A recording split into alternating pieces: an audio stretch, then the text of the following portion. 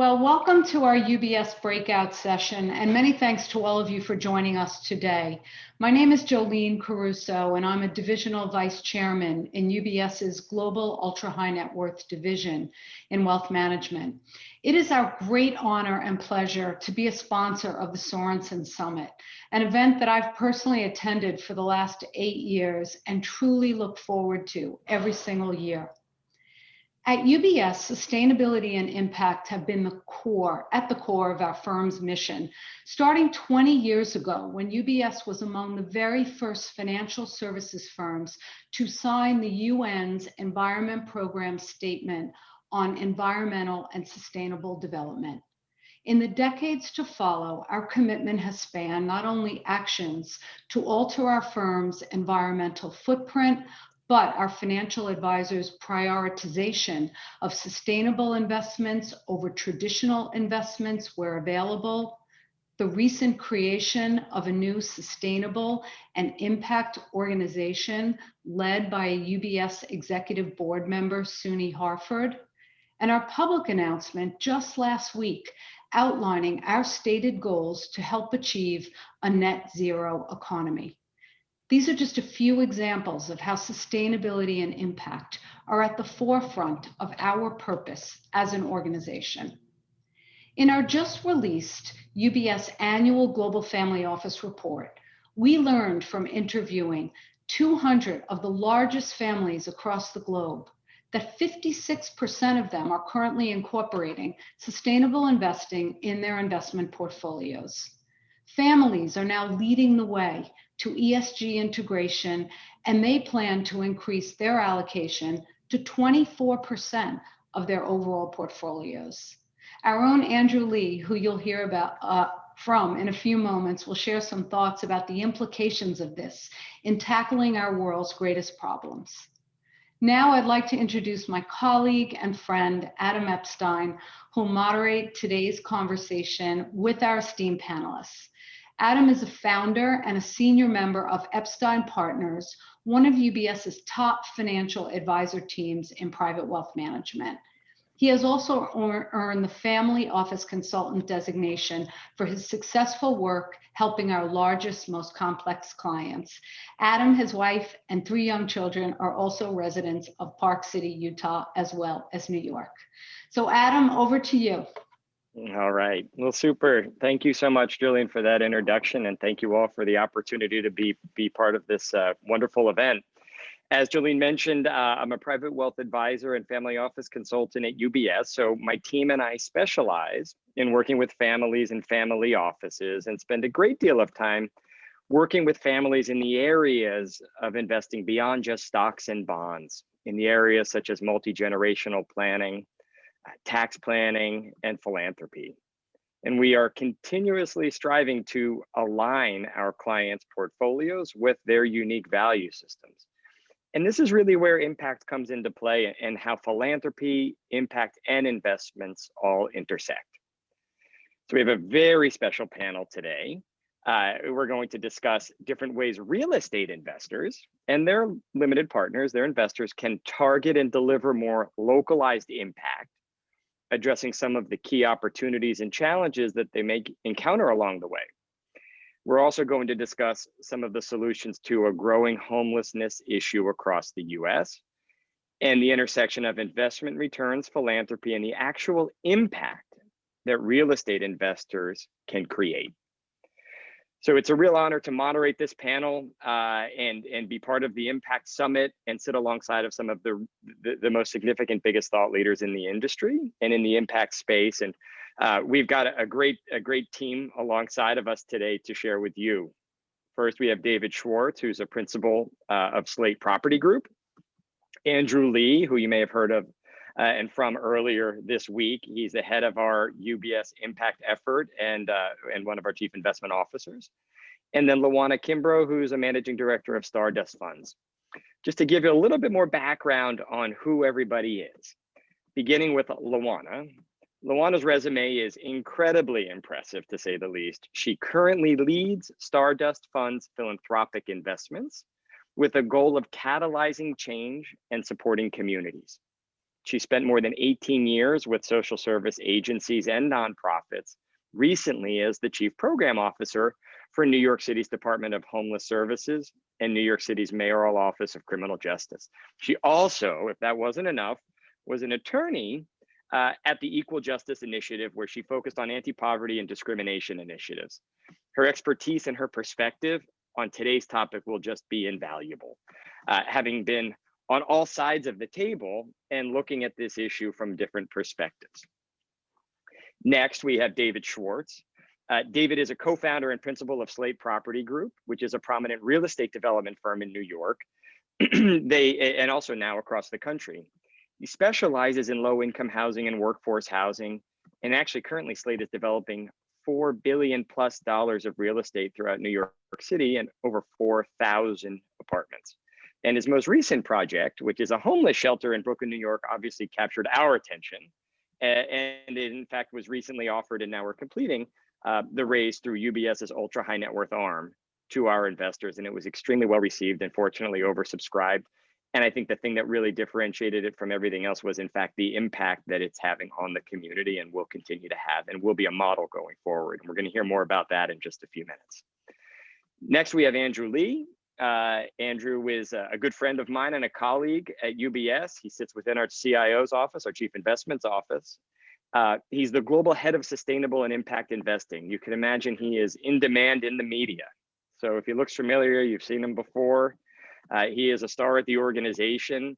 His team works with us as the advisory side and helps to provide advice, strategy, and thought leadership regarding how families can incorporate sustainable investments into their portfolios, and how we as an organization can continue to innovate and be on the forefront of such an important topic. As I mentioned, our family office consultants, as a family office consultant and a private wealth advisor, I've had the great opportunity to work with many different families and work with some really wonderful clients from whom we learn a great deal. Our families often come to us with complex, nuanced issues that require not only sophisticated strategies, but very thoughtful solutions. And now more than ever, differentiating in our space and meeting our clients' objectives really does require navigating this very dynamic landscape of sustainable and impact investing.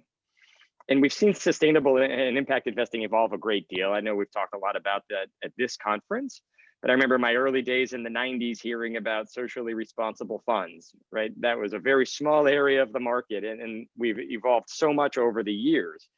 That was more about exclusion, not impact. It's what companies don't do and how do we avoid investing in those.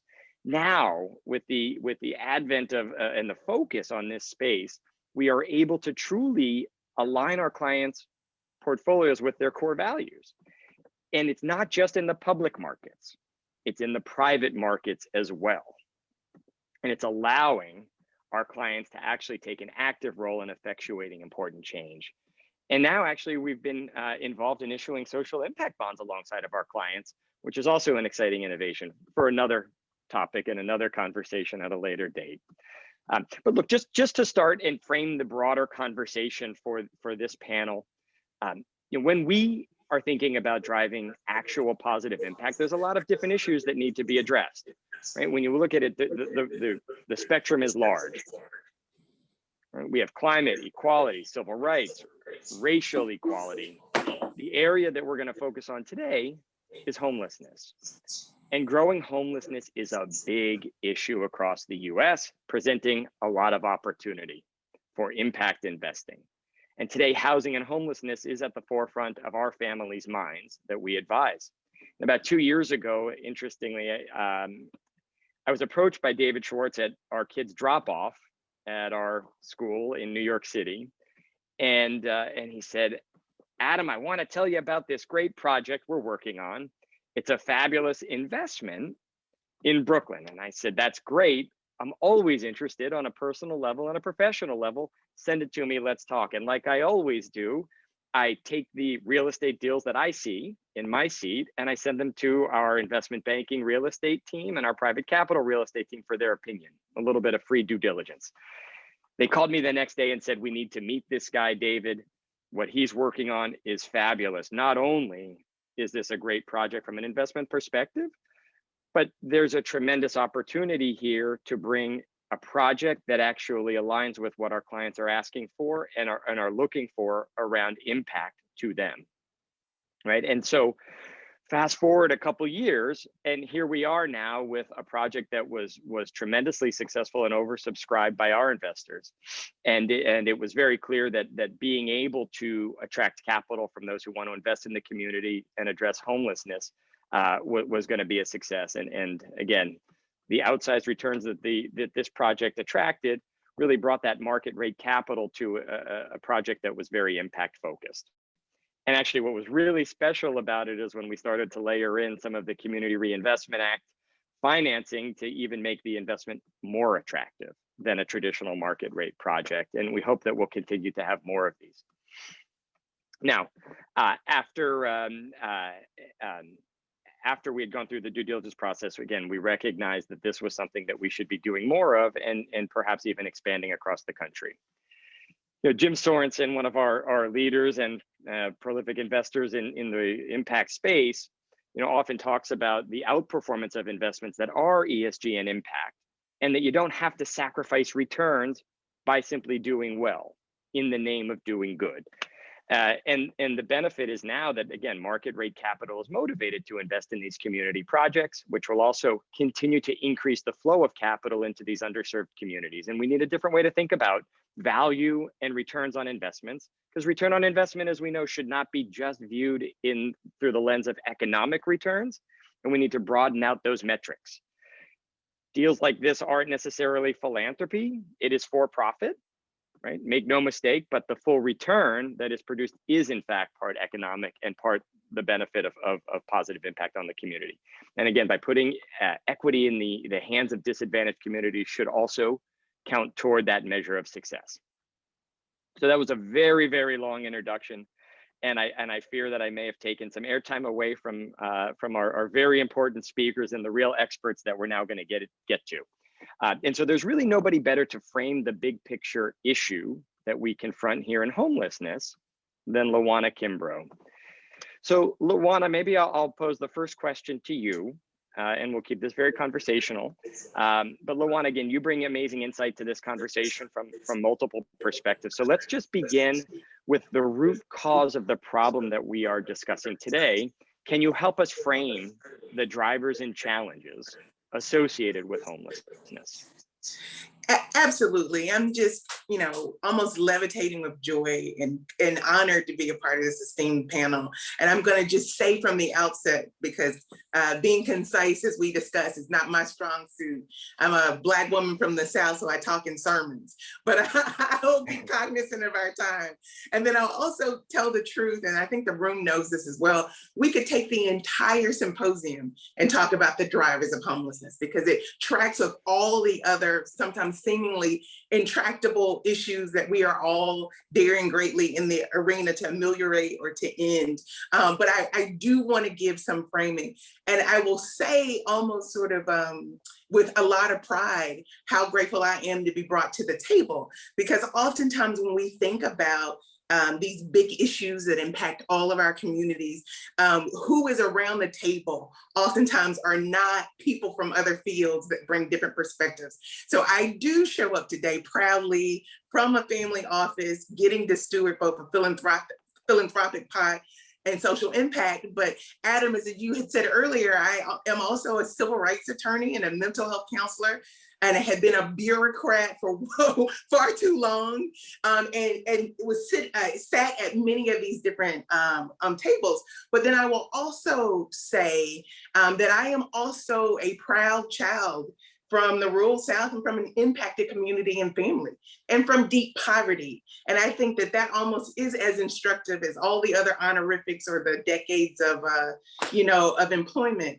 And I think the best way to frame what I think some of the big pillars and drivers are is to do what I pray I'm able to do for the rest of this session, which is that I know we're going to get fundamentally to the ideas and some of the solutions, some of the vehicles. But what tends to happen when we talk about homelessness is that we make it a disembodied entity that doesn't have inside of it people we care about, right? It tends to be discussed as a blight on a cityscape, as opposed to a commitment to people we care about. And it's that framing that has oftentimes meant that our solutions or thinking about it has been bereft of the very impacted people. So it is both with sort of like deep pride and also intentionality that I name that I am from an impacted family, because I think that we need more people who are impacted a part of, we need to democratize the table. We need to have them more in the discussion. And so I hope to imbue the sort of humanistic aspect of how we think about this problem. But we can start with just the equation of what everyone in this room knows, which is it is a mathematical equation about poverty, right? So there's an increasing gap of the cost of housing and what some economists would argue are stagnant incomes. And when that widens, that's a driver to homelessness. And nowhere is that more sort of evident than in cities like New York City. But this is a pandemic, if you will, across the country. There is a dearth of affordable housing. And I want to be more specific and cite the National Association to End Homelessness number, where they conservatively estimate that there are 8 million low wealth households that pay a minimum of 50% of their income to live for housing. And so that is a cohort that is in danger of sliding into homelessness. So this notion of housing costs, poverty, and low wealth are a powder keg for the current epidemic that we experience. And Adam, you and I were talking before we went live about when we think about low wealth families and the drivers of sort of social economic disparity, there's a lot of things we know about this group. And there are things we know like underemployment and barriers to the labor market that keep a cohort of people who are homeless sort of in a precarious state of housing instability. But there are real barriers, and all of those barriers that we think about, the big issues around education, gaps in sort of employability, and all of those things also contribute to keeping people in sort of low wealth situations. But there's a couple of things I want to surface here as I give sort of short shrift to the other pillars. It's also things we don't tend to think about in the discussion, like health status and healthcare and intimate partner violence, right? And so we are finding that overwhelmingly people who find themselves experiencing homelessness are oftentimes 2 times more likely to suffer from disability or long-term health or behavioral health issues. And then also we could spend this entire session talking about homelessness and intimate partner violence, right? And then the thing that you can probably have heard me do a slow boil up to is that none of these pillars drop out of the sky on top of us, right? So, and I'm gonna bravely do what I've seen other people do during the sessions, and I am not gonna talk about disparity from an ahistorical or an aracial way. We're gonna bravely center them in this discussion. And so when we think about the overrepresentation of people of color in this population, we cannot talk about that divorced from systems of inequity and racism. And I will say, by invoking my own grandfather and my own family, is that, you know, from slavery to segregation, being systematically denied rights and social economic opportunities is a driver, right? It is not accidental that there is overrepresentation of particular populations. And the reason why I think that's as important as talking about those pillars is because I would like to change the frame of how we think about this as individual choice, right? And I will say, in the comfort of this session, a lot of times people whisper about poverty somehow being like a moral failing, as opposed to systems failing. And so it's really important to situate the needs of this group and how we got to this point inside these larger, brave discussions about inequity. And I said I speak in sermons, so I'm going to take a pause to let Adam grab it back. No, that's great. And You're not off the hook yet, though, Lawanna, because I wanted to ask you about a one-liner. You have a lot of very good ones that I've learned over our relationship. You once said that you used the term inertia cloaked in democracy, which stuck with me. How does that tie into homelessness? And what do you think that some of these issues are that we as a society need to address that maybe aren't getting there fast enough on? I just want to say, as I remember saying that might have been a slightly more cynical day when I said that, but it was not dishonest. It was slightly more cynical. And I think I will say some of that comes out of the fact that I am a lover of empirical, data-driven interventions. I will also tell you I have been on more commissions that if I listed all the commissions, we would run out of time. And there were people doing amazing yeoman's work around the what and the how and the why.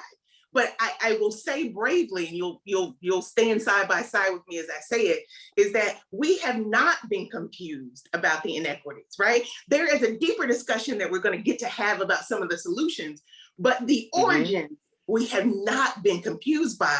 And sometimes you can stop interventions by sort of studying and being inert around them, right? So we need to think about it more. And so it works out as a sort of kicking the can down the road and inertia, if you will, around meaningful intervention because we are afraid of the larger ask there. And so, what's really exciting about being in forums like this is that this is a brave endeavor to sort of not turn away from the harms, and also to empower different thought leaders to be invited to the solution. And one of the things I'll say is, as you transition to talk about the interventions and solutions that some people in this room have come up with, is that what I'm really proud about what we have gotten to do at Stardust, and I believe you all do it at UBS and other people on the call may be doing it, is that we don't believe from where we sit that the theory of change or intervention lives with us, right? We don't approach problem solving from the paternalism or the supposition that we would have all the answers. Instead, we believe those who are closest to the issues are also closest to the solution. And we have invited them to our table in good struggle to think about what should be done. And the last thing I'll say, and it's never the last thing, right, is that we want to be very careful in our well-intentioned ingenuity, because we oftentimes will ask people what they need and not deliver that. We'll instead deliver what we can or what we wanted. And so it is not just an invitation. It has to be about a fidelity of a particular type of inclusion. Okay, I'll take a breath. Super. No, that's super. Thank you for that answer and the perspective. So just transitioning to David. David, as principal of Slate, you come to this conversation with a different perspective, or perhaps a slightly varying lens that you may look through. We've talked about this before. Ideas are a dime a dozen, right? Everybody's got great ideas, but the difference is how can you actually execute? You have completed or are in the process of completing a very unique project in New York that does in fact offer progress.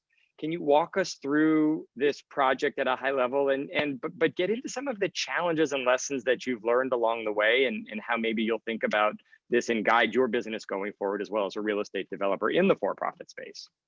Great. So first of all, pleasure to be here with an esteemed panel. Lawanna is always a really tough act to follow, so I apologize in advance. I will do my best. UBS, it's been a pleasure working with you guys because of the fact that you're so forward-looking on something, and I'll get into that in a minute. And Lawanna touched on this idea of inertia, and I think large financial institutions also get stuck doing what they've always done. And a lot of credit to UBS, to you personally, Adam, but to the rest of the team on thinking outside the box and doing something different, and that's great. Our projects we worked on in Brooklyn together are 2 multifamily buildings in a high-income neighborhood of Park Slope, which some people may be familiar with. It's a very high-income neighborhood.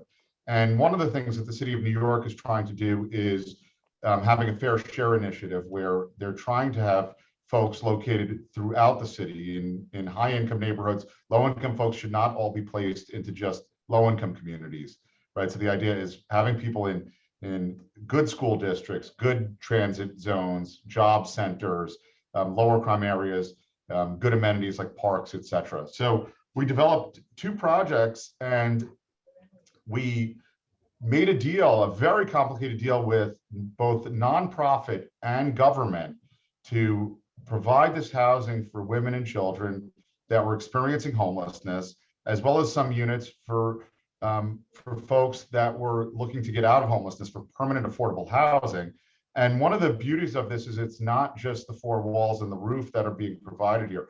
It's a whole slew of services. Many of these women are unemployed or underemployed, or are working 2 jobs, and they have young children, and they have other needs that are, helping children with homework and having childcare while they go to either look for jobs or to work on training or to go interview. So those are some things that are all wrapped around in this structure, which is a tri-party agreement. And we were able to leverage private capital with a government lease. So the government is part of it. Nonprofit is there providing services, creating good jobs and opportunity for a lot of these families. And we're still earning a good return for investors. And we were absolutely, amazed at the, how excited the investor community was for this. And really, there were a lot of challenges with it. The first being from financial standpoint, this is a relatively new product. This is not something that people have seen before. So it was getting people comfortable with it, both from the equity side as well as the debt side. What does this mean? What does this deal look like? What are the risks with it? How do the returns look? But it's something that's new. So UBS did a great job with that. And then on the other side, it was really dealing with all the various government agencies that get involved. Lawanna, I'm sure, could talk to us for a long time about that based on her career. But, we had a lot of bureaucracy, a lot of folks that wanted to provide this great quality housing. And, again, something that Lawanna touched on, here was that this is really good quality housing. There is a lot of this NIMBYism and others where people don't want folks of low income in their communities, or folks that they believe are, in some way going to hurt the property values. This is a neighborhood where you have houses that are selling for $3 to $5 to $7 million. I can tell you that somebody selling condos 2 blocks away told me they're having record numbers. We didn't detract at all from the value of this community because the asset itself is extremely high quality. The service is very high quality. The physical apartments that these clients and their families are living in are full service, full size apartments with kitchens, bathrooms, living rooms. And really the idea here is to let people get back on their feet. But it was a tremendous slog dealing with all the different regulatory groups within New York City and New York State to get this done. So I think that there is a lot, going forward that we can work with government about becoming more efficient. It's not just, providing the capital, it's the efficiency that we need to work on.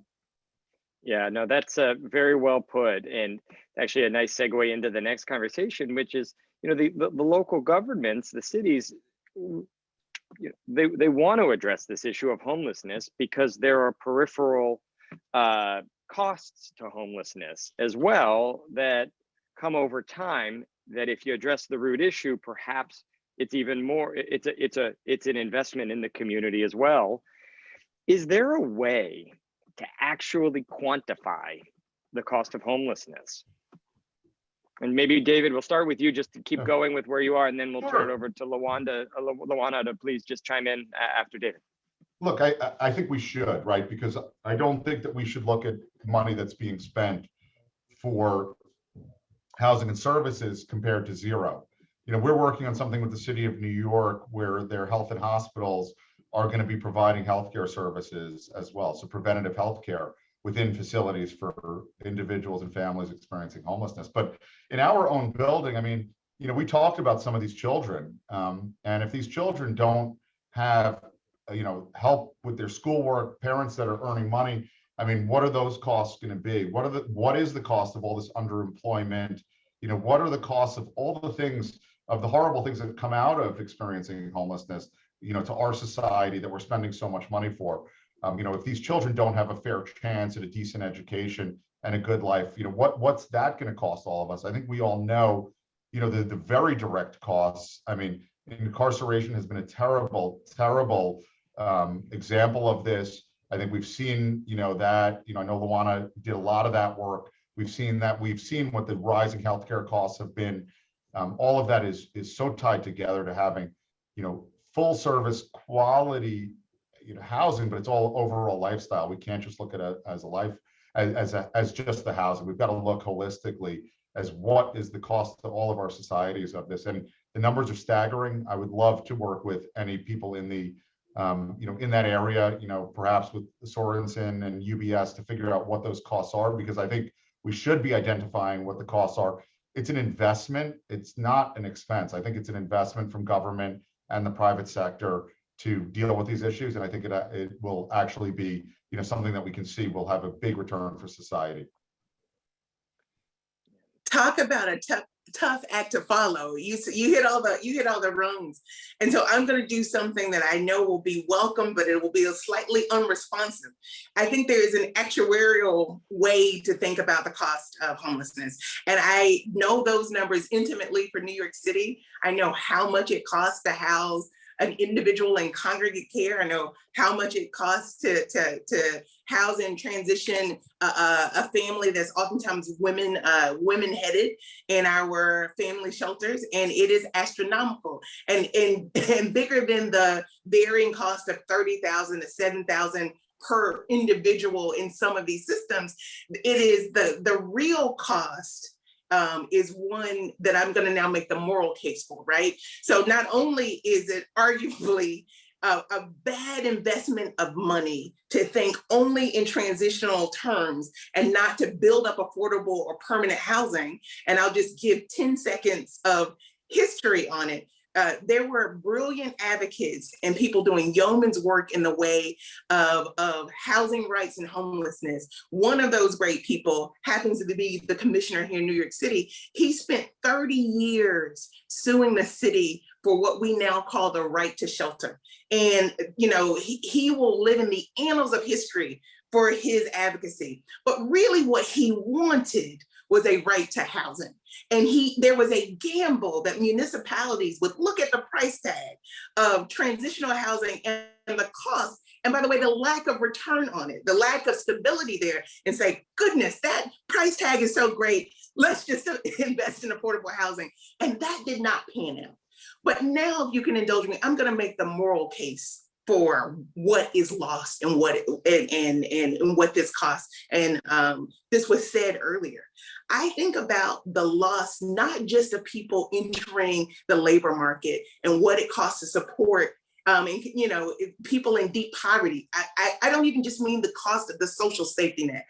I want to speak on the lives lost, the loss of ingenuity, not just the economic production. What does it mean if we lose Lawannas to deep poverty? What has happened with all of sort of the fabric of our communities to make them thrive? And built into this question, Adam, is who are we willing to decide their futures are disposable? And I don't mean to gestalt us in that way. But when I think about homelessness, it's not just the cost of the edifice or the social services, is what we also lose. It's the opportunity cost of the vibrancy that is lost when generational poverty persists, right? Mm-hmm. Who might some of those kids be in the building that we were just talking about if we actually invested in fortifying their now? And then I'm just gonna say in a pragmatic way, the reason why jurisdictions rightfully argue housing first is that none of the self-actualization that we hope to have can happen when there is housing instability and when the building blocks of basic needs aren't met. That's not romantic, that's not aspirational, that's actually just science, it's empirical. And so to me, the cost is great, not just in what we spend to sort of fortify, it's what we lose on the other end. It's what we lose in the self-actualization. And it's also, I will just say in my Black sermon way, it is also a resignation to not hold for some of our citizens the promise of what this experiment would have been, right? It's a resignation to decide that there's always going to be cohorts left behind. And I'm not willing to resign to that fact. Okay, mm-hmm. I'll give it back. No, that's great. And, there are a lot of challenges. And and we've discussed, you know, some of the possible solutions, but we also discussed how it's really a marriage of programs with capital behind them, and now with the access that private capital can have to these sort of challenges, how do we see these different solutions, and how do we put this all together, focusing on the solution side of things? And maybe Lawanna, you can go touch on it, and then David, or however you two, Yes, feels like they've got the idea. I enthusiastically want to share some of our thinking inside Stardust around this. And I am going to give the caveat that our buckets of money tend to be more porous and more fluid than maybe some other spaces, where when we think about interventions, we're thinking about them philanthropically, but also there is private equity in return, and there's catalytic in between, and in some other pots. But when we think about it, we think about it with the outcome in mind, right? And so one of the things that I think, I can't remember which of you said this earlier, is that, you know, I have counterparts in the family office who are thinking about returns in a very laser way, and that is absolutely great. But a part of the calculus that we have been expanding is that the social good should end up in the metrics of why we think something is worthy. We have built it into thinking through returns that we value. And so I know that that sometimes may be a touchy subject in this space, but it is broadening what we think success looks like. The other part of it is I'm oftentimes thinking about who is not at the table, who should be there, and where can we pour in funds to fortify stakeholders who have been sometimes, you know, historically excluded. So when I think about the deals that David was speaking of, that he was fashioning, who are the nonprofits at the table? Who are the people who are going to fortify in the sort of wraparound services these families, right? So I think we all agree that you can sort of not just erect an edifice and say it's affordable housing and expect sustained stability without thinking about those other pillars there. And so there is room and opportunity to sort of fund that fortification. Who is providing those services? And I think one of the things that we talked about sort of leading up to today was that there's an entire host of stakeholders who don't even get to the room because they are so nascent in their formation and development, they wouldn't ever be on the other side of that deal. And so what role can we play as people who are funding, and gap funding is the wrong way. I like to say it like, you know how big oak trees take all the light? We're funding the flora on the forest floor. So what role do we have to build up capacity to change the dynamic of who's there? And then I'll say breathily, because I want to be conscious of other people's time, we also believe that we have a responsibility to stave off the pipeline going in to homelessness. So how do we keep people stably housed? How are we thinking through vehicles around equity? And I'll just say really quickly, we are currently looking at a fund where particularly, and I say this not to offend anybody, perniciously predatory vehicle that we call contract for deeds, that oftentimes low wealth and communities of color have had as access to housing or to housing ownership, but no equity. There are entire buckets of this sort of distressed debt where this particular fund, Black Star, is purchasing up that debt and shaping out right-sized mortgages to reduce the monthly cost, but also to confer equity. And so we are looking for solutions that look like that. So how do you keep people safely housed? How do you stave off a pipeline into homelessness? But also, how do you build equity? Right? How do you build ownership in an infrastructure? And I'll just round this sermon off by saying, it's also a seismic shift in lens. Instead of thinking of communities as acted upon, how might we think about making them agentic actors in their future? And a part of that is thinking through their equity stake. Okay. Perfect transition to you, David. Tell us about this. Yeah, great. So, I think being as the developer, we're sort of the pragmatists in this world. I think, what we've seen is, to some degree, it's a numbers game. We don't have enough affordable places for people to live. We don't have enough places to live. And because of that, it's caused this huge problem. I think somebody talked about before that many people are spending 50% or even more of their income. That's a problem. So we have to create more units. So we have some great programs, in the country, like the low-income housing tax credit, but it's not enough. What we've seen is, despite all of the millions of units that have been built through that program, there are still tons of people that are either experiencing homelessness or on the verge. So we have to do a lot more.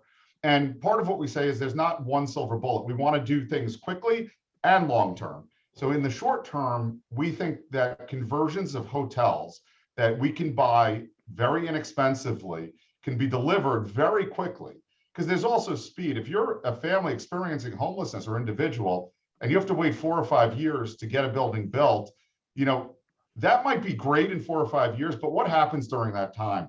We have a program where we can turn in 6 to 9 months, we can turn over units to people that we can help solidify and stabilize. We can use private capital for that solution. We think that becomes a fantastic solution. It's not the silver bullet that solves everything, but it plugs a big gap. And I think if we plug that gap, we can utilize a lot of the other resources for a lot of the other solutions.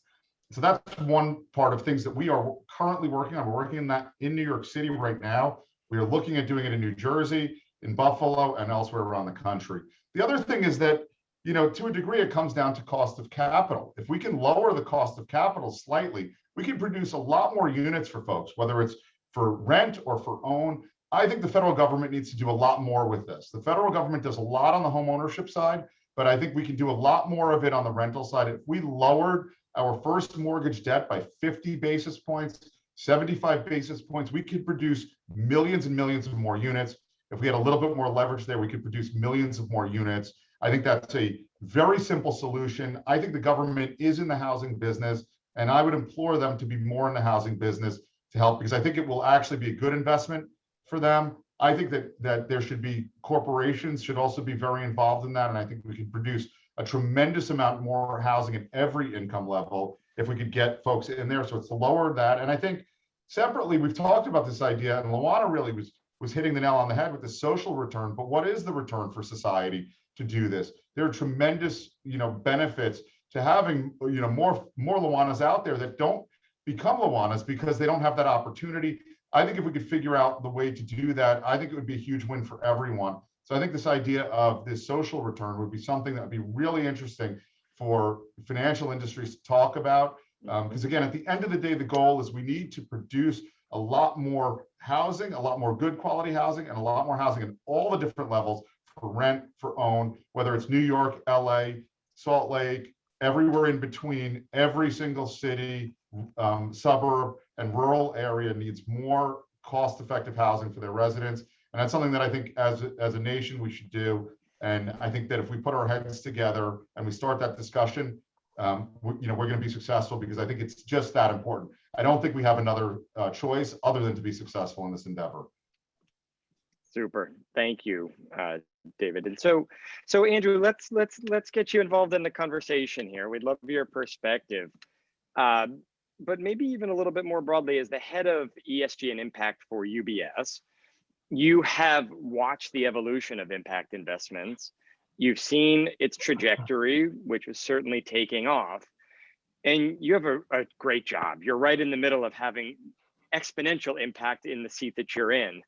Can you just talk about the current landscape and how you see the impact space evolving over time as it relates to incorporating the private capital as capital into private transactions, not just public equity? Yeah, sounds good. Happy to do it. And, it's hard because I think a lot of great points have already been made by Lawanna and David. And the impact space has changed a lot, right, over the last number of years, whatever, decades, last few years. And I am fortunate, you're right, to sit in a job where it is about matching investor capital, which has evolving intentions with regard to not just financial returns, but also this concept of social return, right, that Lawanna and David were talking about, and thinking about how they can address these interesting challenges and opportunities with the breadth of their capital, whether that's philanthropic capital, whether it's investment capital, whether it's some blend of the two. And I think, it is a great seat to sit in. We've seen so much progress in recent years, within the financial services industry. It's, this recognition that sustainability and impact in the world around us is important. It's not just about financial returns.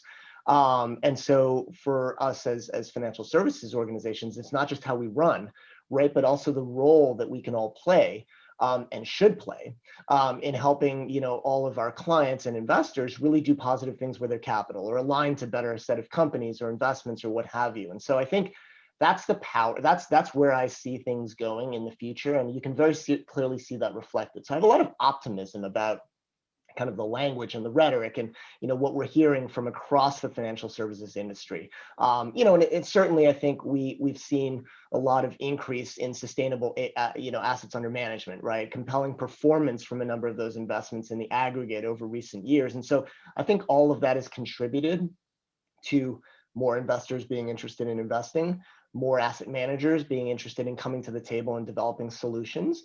And some of those will be good, some of those will not be good. So I think we all have to be cautious in terms of, what we're putting in our portfolios to make sure that, going in as investors, we say we want to do something, are those investments actually matching up against those intentions? So I think important, but I think I'm really optimistic about, what's happened industry-wise, investor-wise, and we're definitely seeing that. Jolyne referenced, the statistic around families and how much they're increasing their allocations to impact and sustainable. And I think families are rightly cautious, right? Making sure that the capital is actually being invested in the right way, along the lines of what Lawanna was saying, to achieve the things they really want to achieve. Not just on the return side, or not just what an investment firm is telling them is being achieved, but actually seeing that that's something that matches up with what they're looking for. So I think there are a lot of positives across the sustainable investing landscape, a lot of new opportunities for investors to really invest for impact. So maybe I'd make just two observations. I think, excuse me, when it comes to kind of the most intentional piece of sustainable investing, which is what we're talking about today, like how do you actually affect positive change with your dollars? How do you deliver incremental and measurable positive change? I'm similarly optimistic, right, in terms of what we've seen out there from our clients, from the fundamental opportunity set that actually says you can deliver returns and increasingly this social return that's measurable as well. And I think the number of those investment options are continuing to expand. I think the comment that I'd make is really about the size, right? So we're seeing capital raising in larger and larger investment vehicles, probably in lockstep with the growth of the overall industry, which is great. But I would say that as the broader industry continues to scale, there's equally a need to be sure that we can collectively ensure that we're actually addressing not just the large global challenges that we face, like climate or resources or net zero, but also the persistent problems that we've touched on today, the ones that are regional, local, community, right in our backyard, right? A lot of the things that Lawanna was saying about root causes and root problems. And so, I would say bigger isn't necessarily better, right? It's more about how serious we are, how committed people are to actually affecting real tangible change that's affecting those root causes and solving the problems. So, I think that point, it's not really about size, but it sort of is about size, and it's just making sure that we're focused on the totality of the problems that are out there and not missing certain things for others. So I think that's the first point that I'd make, and I do see things heading in that direction. I think maybe the second point is one that Lawanna touched on a little bit, the importance of collaboration and partnership to make sure that we're achieving the outcomes in the right way. And I think just by virtue of having David and Lawanna at the table together with us, it's a great example of that on a really micro level, right? We're trying to square the issues, make sure that all the stakeholder voices are really represented, make sure that the investment opportunity is clear to people, and ultimately make sure that investors are being matched with the solutions that actually make sense to them relative to what they're trying to achieve. So, I think, forgive me, Lawanna, if I butcher what you said, but it's like, who has the knowledge, who has the expertise, right, about the core issues, about the core problems, who understands what are the right interventions that actually address them, and making sure they are at the table as we're all developing solutions. And so I think, You know, on a macro scale, it's about thinking about public-private partnership opportunities. But I do think we need more of this, making sure that everybody's around the table. You know, I think this is the spirit of the summit, right? What Sorensen's trying to do, what all these of these convenings are. But, you know, maybe that's my second point, is really the creativity. David kind of touched on that, collaboration, making sure that those who are affected are actually represented when we're trying to develop solutions. I think that's the type of solution set that we really need as we start to go forward. So those are my 2 points. I will say, it's not to be critical at all. I'm really optimistic about all the excitement and commitment that we're seeing around the table. Everybody's focused on sustainability in some way, shape, or form. We see that in the media. We see that in our everyday conversations. We see that, you know, when we show up at shops, right? How we act as consumers, how we act as employees. But you know, I do think that the solution set is there for investors to match what they're doing in philanthropy in order to meet their overall objectives, to really action change. You know, and I think, like, if you just think about what happened yesterday, right, at Exxon and Shell, and the type of change that investors can really force through active engagement and saying this is what's important, that's exciting to me. But yeah, no, you asked about the future. I mean, I think the future is exactly that: solutions that are really focused on outcomes, not vice versa, and solutions that really reflect and address the needs of all the stakeholders, especially the ones you're trying to help. And so getting the investor mindset to change from those are interesting opportunities, that's the way we always frame things, to there are problems out there that we're trying to solve. And yes, in many cases, they do represent opportunities for us as investors, but thinking about what the right way to create those solutions are to address the root problems, that's what impact investing is all about. So. Got it. No, that's very helpful. Thank you, Andrew. And, you know, when we think about the investment industry and we say things like innovation, you generally sort of your mind traditionally would go to things like venture capital, technology, crypto, you know, innovative things from a technology perspective, but there's also a lot of innovation on the impact side. Just curious, you know, if you had to sort of put a stake in the ground and say, this is the most innovative initiative or project that we've seen impact related, we would just love to hear, because you've seen it all, whether it be something that we've gotten involved with, you know, here at the firm or just externally as well. Where do you see the most innovation? That's a good question. Maybe I'd answer it a little bit differently, right? Which is, instead of picking out one single one, right? I think what's been surfaced, you know, in this conversation, you know, with Lawanna and David, is really, there are a lot of opportunities where people are recognizing that real estate is one example of a way that we can have real and long-lasting impact in communities. But I think, as was rightly pointed out, it really isn't about a single project, right? It's not about thinking about inside the four walls, right? It's thinking about outside those four walls and what role that asset's playing in the community. It's about, you know, the thoughtfulness with which whoever the sponsor of the project is how can that asset actually sit in the community? How can it catalyze change, right? How can it anchor that progress and not just be planted there, right? And I think that, you know, look, opportunity zones is something that have been talked about a lot. I think that that's a great example of where you have things at both ends of the spectrum, right? Where you have investors who are not thinking at all about any of the things that we've talked about today. And then you have investors who are very thoughtful about those things and really understand what the, you know, the motivation, like why that opportunity zone incentive was created in the first place. And so, you know, it really goes back to the philosophy of how do you utilize any asset class or investment opportunity like real estate or equities or what have you to really drive change in this case in communities, right? And so it was, Lawanna, I'm going to butcher it again, but I think you had a phrase that was like plus or and plus, right? And it's like thinking about, again, outside the four walls, like what are the things that you can do above and beyond just your investment return and what it, you know, it's doing from a financial perspective, right? Are the social services in place? Are we thinking about the residents of the community, both within, you know, if you're talking about affordable housing, those who are living in the project or those who are around the project, right? How do we think about all the things around employment support? We reference childcare, right? Healthcare.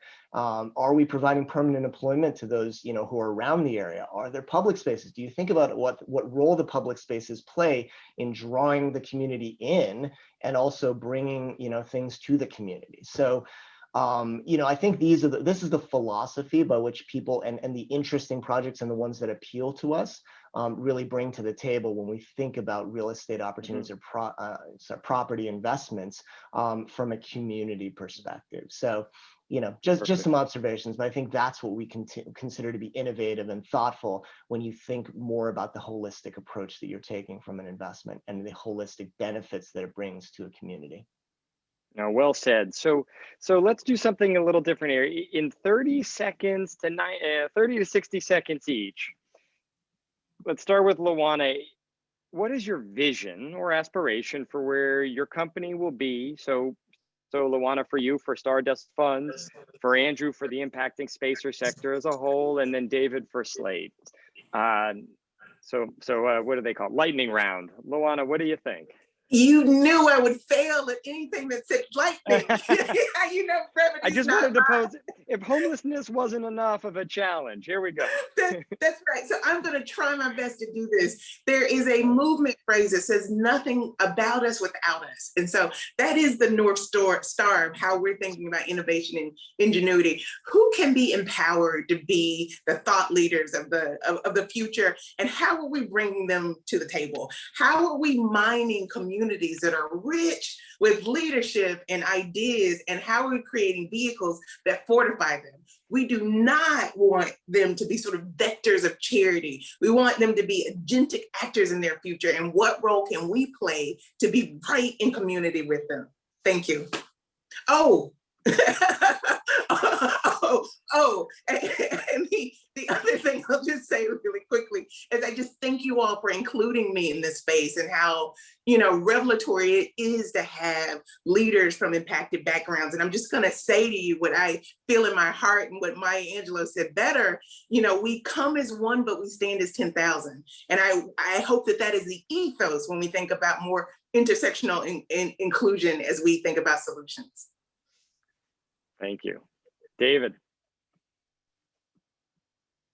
Great. So, I think in 2030, we want to see Slate as working throughout the country to deal with all the areas on figuring out their housing needs, right? We're housing developers, but I think, so the goal for Slate would be to be working throughout the United States to figure out all of these different things at the local, state, and federal level. Our goal is for the overall investment community that pretty much all of real estate will be impact investing. So I think that the goal would be that everybody is thinking about what the return is for the overall environment, because it benefits all of us. If we're building real estate, we benefit when those communities are stronger. It's a benefit to you as an owner of real estate to benefit that community, not to just displace people or to make it unaffordable for others. We all real estate. So our goal is for Slate to develop it throughout the country, and for really the impact investing should be the majority of the real estate investing. Thank you. All right, Andrew. So my hope is that investors really recognize that their investments, in fact, the totality of their capital, have impact on people and planet, and that they recognize the full tool set that they have to be able to invest, but also affect positive change, on society more broadly. So I think that's a really important recognition. And I think for the financial services industry, the hope is that we all are able to deliver the solutions, recognizing that that is what investors want, is return on their investments, as well as return, from a societal perspective, to really produce positive change and create a sustainable society that's good for all of us. Super. Thank you. And thank you all. So we have just a few minutes for questions before we close. And a couple questions have come in thus far. And so I wanted to share those. The first one that came in was for Andrew and for David, and both of you actually. And the question is as follows: as impact investors, we often struggle measuring the impact of our investments. So how do you measure outcomes for your investors in real estate impact investments? And maybe David, for you, what specific outcomes do you actually report on, and what do you aspire to be able to report on as you continue to build out your business in this space? So this is really about measurement. Yeah, David, did you want to go first? Do you want me to go? You can go first, Andrew. Sure. Look, I think as with anything within the impact space, it's when what you measure has to be very specific to the outcome that you're trying to target, right? And so, it's hard to say in the aggregate across real estate, what those metrics are. I think it's going to be very specific to a project, and those metrics are going to differ, whether it's a commercial project or whether it's a residential project. But I think, while there are some very concrete things that you could measure, if you're thinking about the E side of things, I think this is all about the S side of things, right?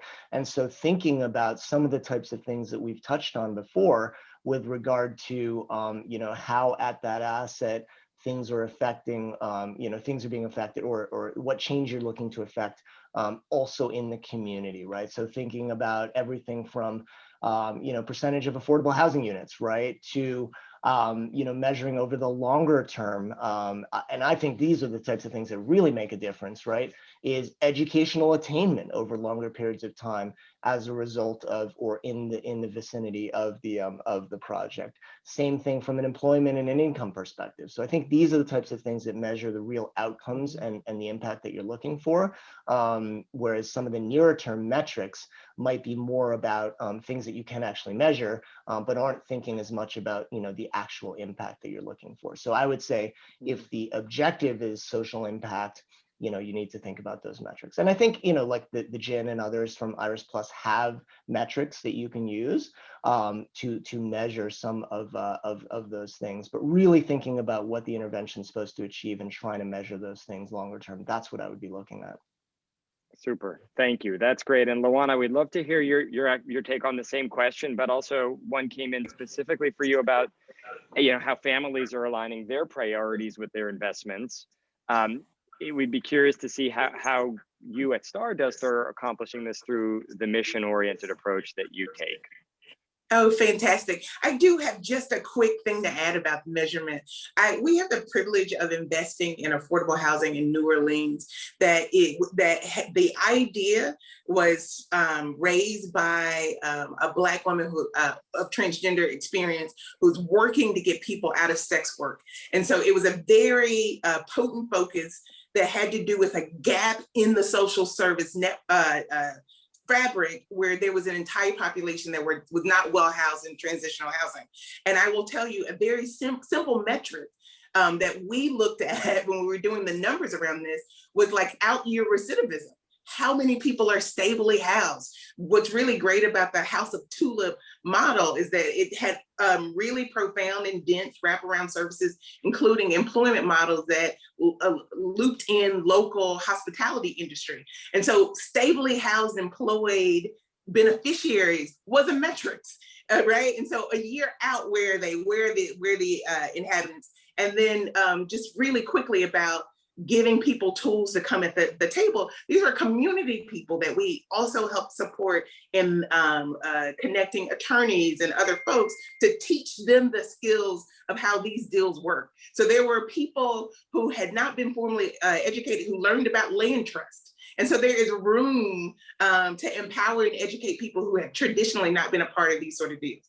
What I will move quickly to say is that I have this just great privilege of being inside of a family office of thoughtful, progressive people who were doing yeoman's work of value aligning their portfolio before I had the privilege of coming. But what I also want to lift up Molly Gotchman, our fearless leader, is that she had always valued equity. She had always valued inclusion. She also believed in our intrinsic value as individuals, and then recognized that she had a gap that in some ways it wasn't intersectional enough. Who in the framework of gender equity had been left out? And who should you bring in to think about it? And so while I don't want to center myself in her story or overweight my expertise or a value, it does matter that the person she trusts to advise her philanthropically and social impact is a plucky lawyer who's a Black woman from the South from impacted community. That was as intentional a decision to have me sit in rooms and to advise. And I think that level of inclusion and bravery is where we're going in the future. And so it is through the lens of the both and, Andrew, the both and, that we approach we approach all these opportunities. And then I'll say this last thing about how great Molly is. She realizes that there are rooms I'm incredibly impactful in, and there are rooms that only she is impactful in. And she has decided that her role in this new future is to be in those rooms and to tell people, come on in, the water's fine. And so she has not abdicated her responsibility as someone who, you know, she describes as herself as high net worth, to be a great ambassador of the benefits, and also to say, hey, and we made money. I know that's an indelicate thing to say, but like also to say you can move progress forward and still be profitable. And so I really have appreciated the role she's taken that mantle. Thank you.